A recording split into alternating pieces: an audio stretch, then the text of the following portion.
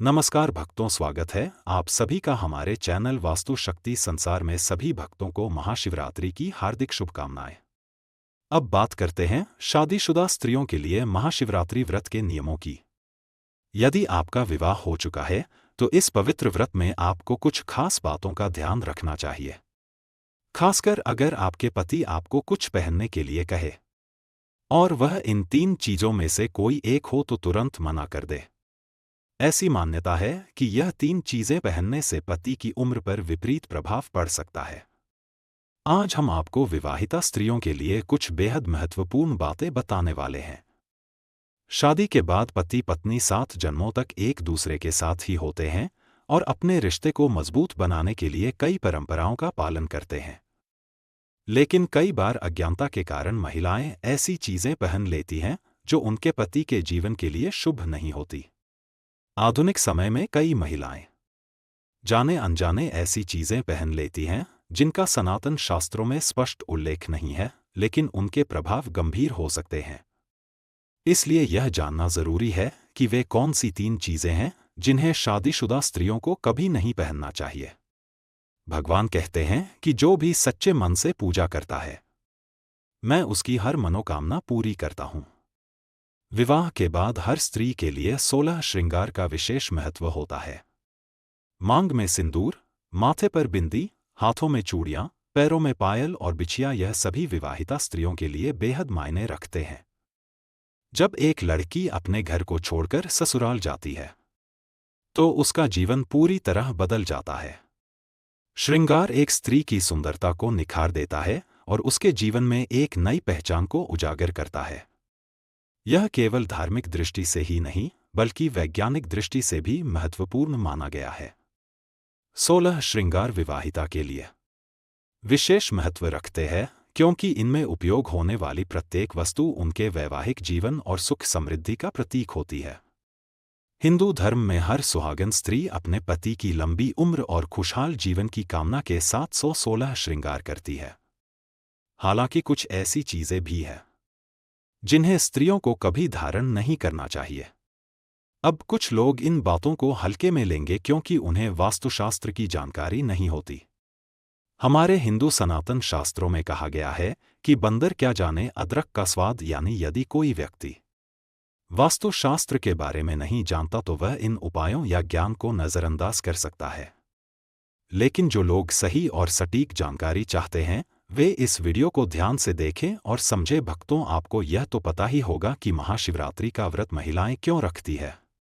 यदि नहीं पता तो मैं आपको बता देता हूं। यह व्रत शादीशुदा महिलाएं अपने पति की दीर्घायु और सुखमय जीवन के लिए रखती है, जबकि कुंवारी लड़कियां मनचाहा जीवन साथी पाने के लिए इस व्रत का पालन करती है। कहा जाता है कि यदि कोई व्यक्ति सच्ची श्रद्धा और समर्पण के साथ इस व्रत को करता है तो उसकी मनोकामना शीघ्र ही पूरी होती है।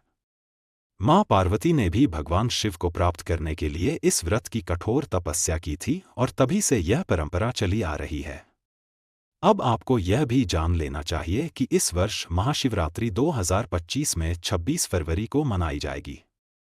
चलिए अब उन चीजों के बारे में जानते हैं जिनका स्त्रियों को ध्यान रखना चाहिए। सनातन शास्त्रों में स्पष्ट रूप से बताया गया है कि किसी भी शादीशुदा स्त्री को पूरी तरह सफेद रंग के वस्त्र नहीं पहनने चाहिए क्योंकि यह विधवा का रूप होता है।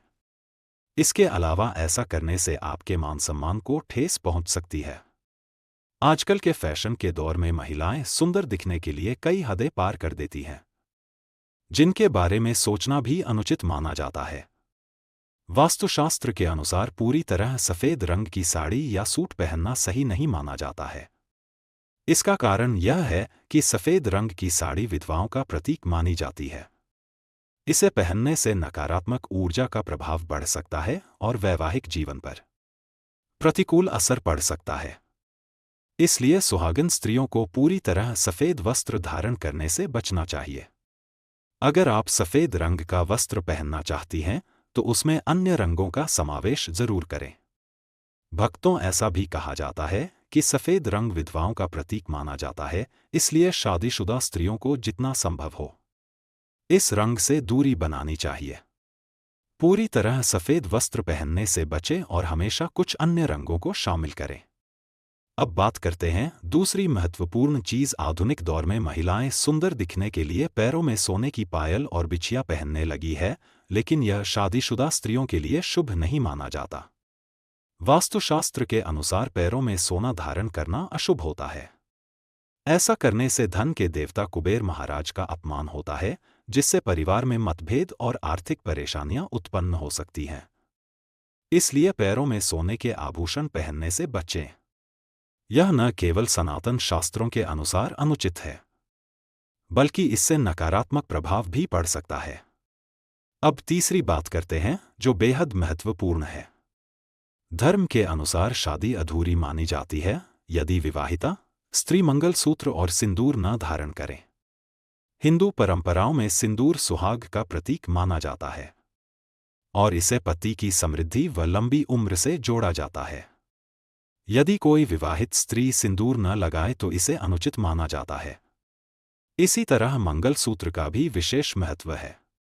भले ही इसमें सोना या पीतल न लगा हो, लेकिन पीले धागे में काले मोती जरूर होने चाहिए।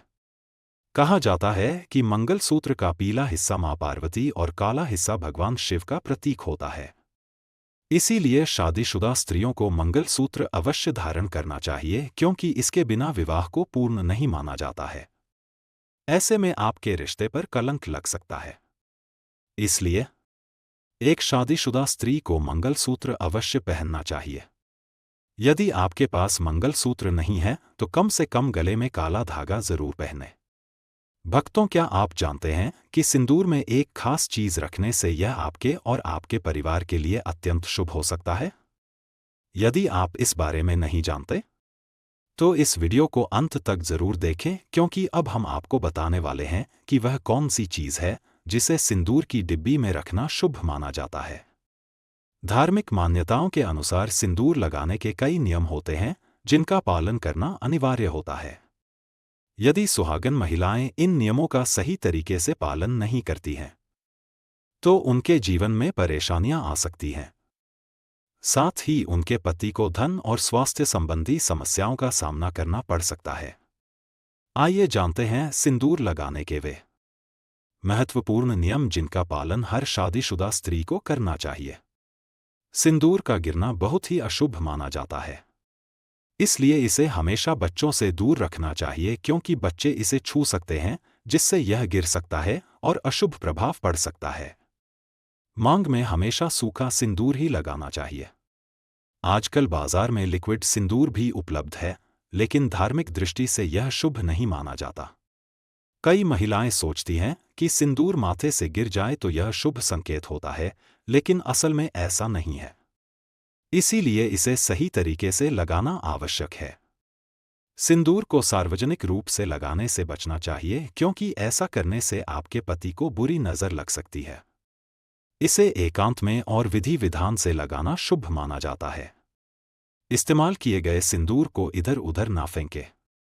इसे किसी पेड़ के नीचे रखना शुभ माना जाता है। यदि सूखा सिंदूर सही तरीके से नहीं लगता है तो आप अपनी उंगलियों या माचिस की तीली का उपयोग करके हल्का सा घी मिलाकर सिंदूर को माथे पर लगा सकती हैं। इससे सिंदूर सही से टिकेगा और फैलने की संभावना भी कम रहेगी। शादीशुदा स्त्रियों को हमेशा स्वयं के पैसों से खरीदा हुआ सिंदूर ही लगाना चाहिए। किसी और के दिए हुए सिंदूर का उपयोग करने से नकारात्मक प्रभाव पड़ सकता है और बड़े अनर्थ की संभावना हो सकती है, जिसकी आपने कभी अपेक्षा भी नहीं की होगी, और साथ ही धन संपत्ति की कमी हो सकती है। पति को सफलता ना मिलना और घर में हमेशा क्लैश बना रहना, इस तरह की समस्याएं हो सकती है। घर में ऐसा नकारात्मक वातावरण ना बने, इसके लिए स्त्रियों को मांग में सिंदूर जरूर लगाना चाहिए। सबसे पहले स्त्री को स्नान कर लेना चाहिए और पूजा पाठ करने के बाद ही अपने माथे पर सिंदूर लगाना चाहिए। सिंदूर लगाते समय हमेशा अपने पति की लंबी उम्र और उनकी सफलता की कामना करें। उनके भाग्य को और अधिक बल मिलता है, जिससे वे उन्नति की ओर बढ़ते हैं। साथ ही इससे स्त्री का भाग्य भी और अधिक मजबूत होता है। शादीशुदा स्त्रियों को उपहार में मिले सिंदूर का उपयोग करने से बचना चाहिए, क्योंकि सनातन शास्त्रों में इसे अशुभ माना गया है। हमेशा अपने पति के दिए हुए सिंदूर का ही उपयोग करें क्योंकि यह सौभाग्य बढ़ाने वाला होता है। इसके अलावा किसी अन्य स्त्री के सिंदूर को अपनी मांग में भरने से बचे क्योंकि ऐसा करना बहुत ही अशुभ होता है। ऐसा करने से पति को धन संबंधी समस्याओं का सामना करना पड़ सकता है। घर में यदि किसी भी प्रकार का सूतक हो या स्त्री के पीरियड्स चल रहे हो तो सिंदूर नहीं लगाना चाहिए। ऐसा करना सिंदूर का अपमान माना जाता है, जिससे देवी लक्ष्मी ऐसे घर में प्रवेश नहीं करती।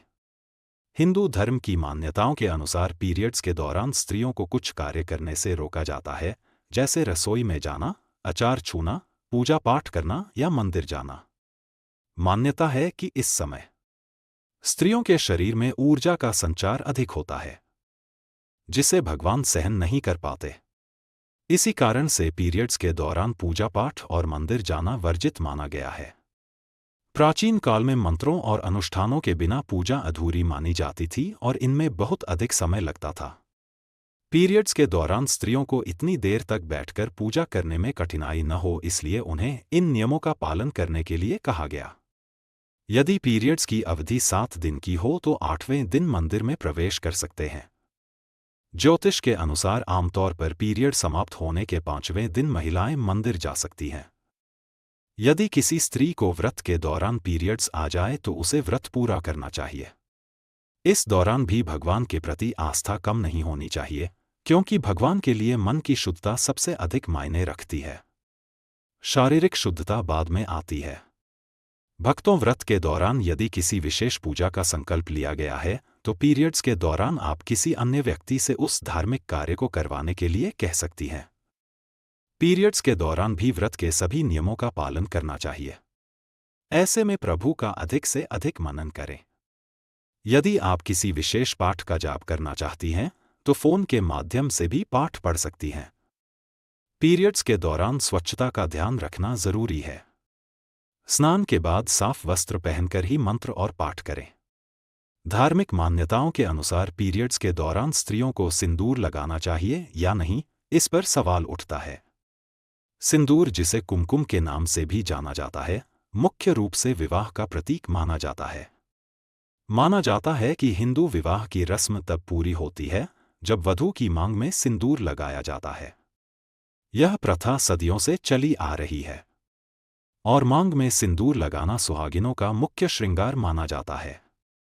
अधिकांश हिंदू विवाह समारोहों में सिंदूर लगाने की रस्म सबसे महत्वपूर्ण रिवाजों में से एक होती है।